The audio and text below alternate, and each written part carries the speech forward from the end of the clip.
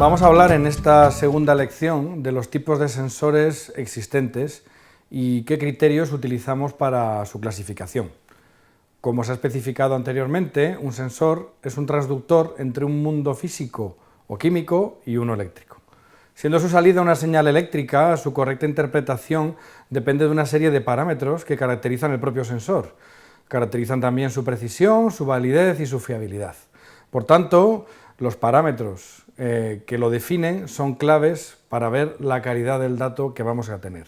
Y los podemos resumir en los siguientes que vamos a especificar. Primero, un sensor se puede clasificar por tener una salida analógica o digital. Esto es, la señal eléctrica producida por la medición de la magnitud puede ser de carácter analógico o codificada en un mapa de bits, o simplemente ser binaria, un 1 o un 0. El sensor también se define por su rango de medida, que es el valor máximo y mínimo de la magnitud en la que el sensor puede medir dentro de los parámetros de resolución y precisión indicados por el mismo. La resolución del sensor sería la mínima variación de la magnitud que el sensor es capaz de medir. Se caracteriza en unidades, múltiplos de unidad, fracciones de la magnitud, partes por una cantidad, etc. Otra característica es la precisión del sensor, que es la correlación de la medida efectuada con la medida real de la magnitud. Se caracteriza en porcentaje de error o desviación en unidades de la magnitud. La característica de linealidad o fórmula aplicable es muy importante para tener un dato correcto, ya que indica si la correlación entre la medida de la magnitud y la señal proporcionada por el sensor se caracteriza por una correlación lineal entre una y otra, especificada por un factor constante, o bien, si es necesario, aplicar algún tipo de fórmula no lineal o de offset para respuestas pues no lineales o con un offset determinado de las magnitudes medidas. Luego tenemos la sensibilidad del sensor. La sensibilidad se trata de la magnitud mínima de medida por la cual el sensor es capaz de producir una salida eléctrica.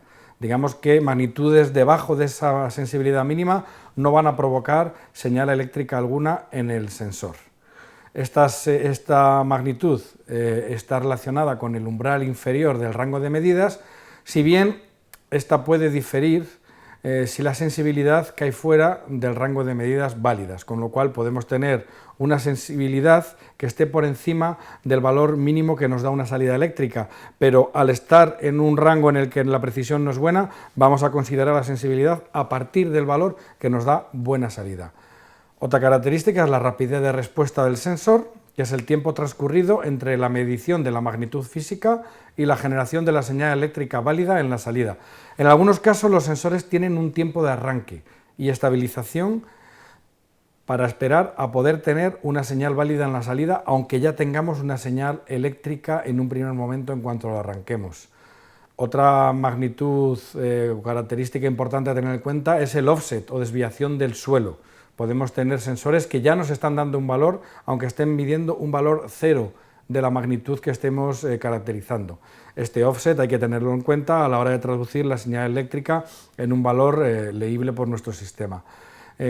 Las derivas causadas por otras magnitudes o uso de un sensor, pues es una característica que nos indica si el sensor en sí puede verse afectado por temas de otras magnitudes relativas que puede haber alrededor, y habrá que tenerse en cuenta para una correcta calibración del sensor. Un ejemplo, los sensores de humedad necesitan conocer la temperatura y viceversa en algunos casos para tener una lectura válida. Otra característica sería la degradación del sensor, que es la evolución negativa de este sensor en la precisión y resolución de sus medidas con el paso del tiempo. Se caracteriza gráficamente en porcentaje o unidades de medida y en tiempos. Un sensor, por ejemplo, por daros un ejemplo de medida de partículas o de determinados gases, puede llegar a saturarse al cabo del tiempo, con lo cual se degrada su lectura. Y por último tenemos la repetitividad, que sería la capacidad de un sensor para ofrecer un comportamiento similar en múltiples medidas. Puede tener una relación con la deriva o con la degradación, o simplemente con el propio sensor en sí y su calidad.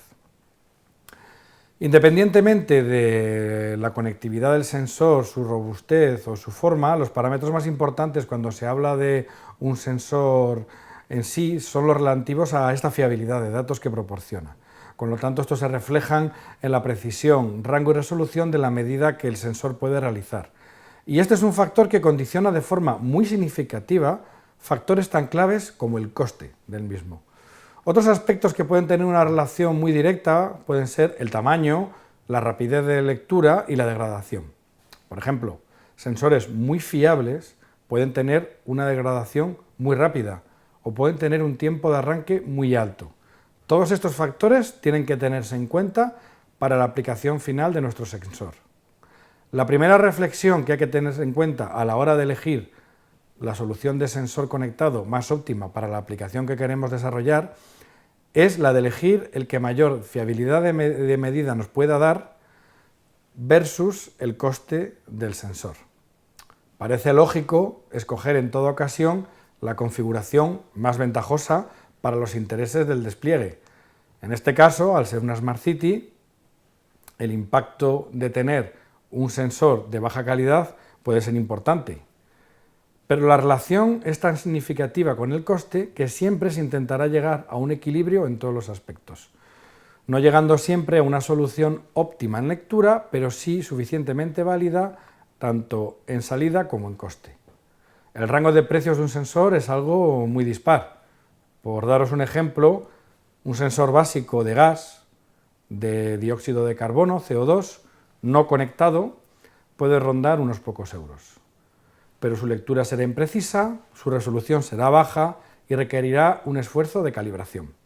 Un modelo medio con rangos de, por ejemplo, 0 a 10 a la 4 partes por millón, que es un rango bastante común en sensores de CO2, y unos 100 partes por millón de resolución autocalibración, y no conectado todavía, puede estar entre los 200 y 300 euros de coste, por daros una orientación. Modelos conectados, certificados en medida y listos a instalar y autocalibrables pueden estar por encima de los 1.000 euros. Con lo cual, veis que la diferencia en función de la validez de la lectura es muy grande. Así que, en conclusión, ha de sacarse que de estas afirmaciones es que la precisión necesaria la definirá el vertical de aplicación que tengamos en la Smart City, pudiendo llegar a casos en los que ha de replantearse el mismo o buscar alternativas u otro tipo de medidas si lo que queremos hacer no entra dentro de los costes. De todas formas, es fundamental una correcta calibración del sensor. Sensores de muy bajo coste, con una buena calibración, pueden convertir un caso de negocio de inviable a viable. Un aspecto clave en la clasificación de los sensores conectados es el tipo de alimentación que van a utilizar en el dispositivo. Las capacidades del mismo van a cambiar drásticamente en función de la aplicación y el tipo de medida que vayamos a realizar. 3 factores condicionan la alimentación de un sensor conectado. Primero, el tipo de sensor. Si el sensor es a batería, o si va conectado a la red eléctrica, o si es mixto. Esto es, tiene ratos de batería y ratos en los que está conectado a la red eléctrica, en los cuales aprovecha para recargar la batería. La accesibilidad que vamos a tener a la red eléctrica. No siempre que queramos red eléctrica la vamos a tener cerca y eso nos puede condicionar la vida útil del sensor si vamos a utilizar baterías. Y el tipo de aplicación. La aplicación va a definir en gran parte si un sensor puede o no utilizar baterías. Una medida constante en un sensor que conecta una magnitud física que requiere de mucha potencia para ser medida no puede utilizar baterías. Pero en otros casos es totalmente viable y podemos llegar hasta más de 10 años de duración de unas baterías. Combinando estos 3 factores vamos a tener nuestro caso de negocio teniendo en cuenta el OPEX de tener que cambiar baterías en caso de que vayamos a una solución de este tipo.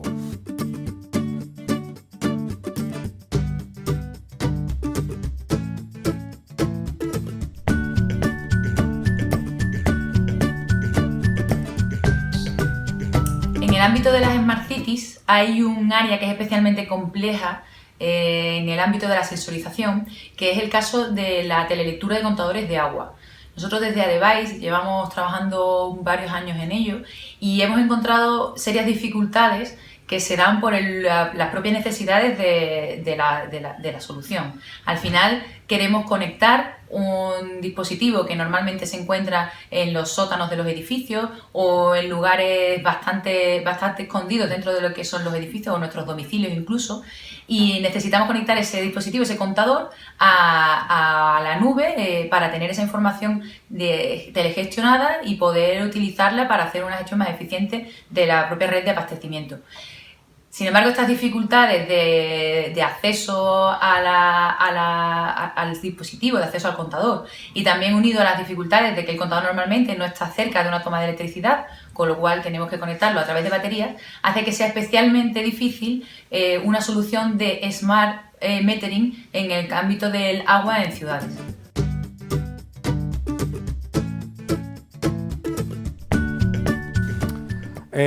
La clasificación por estanquidad sería otra característica que nos puede definir un sensor.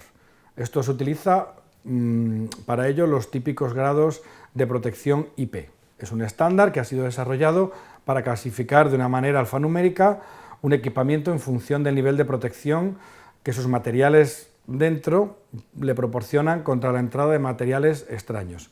Mediante la asignación de distintos códigos numéricos, el grado de protección IP nos puede identificar la protección ante humedades, polvo, chorros de agua, etc.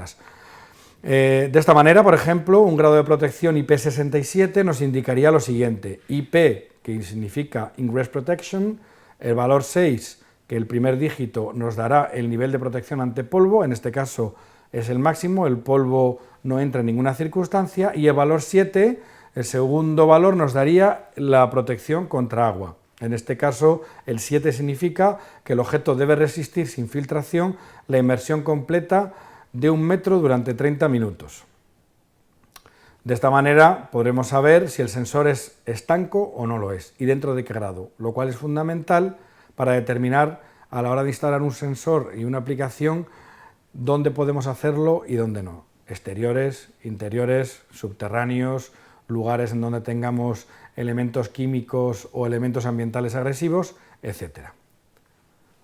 Otro parámetro que nos permite clasificar un sensor es su capacidad o no de proceso.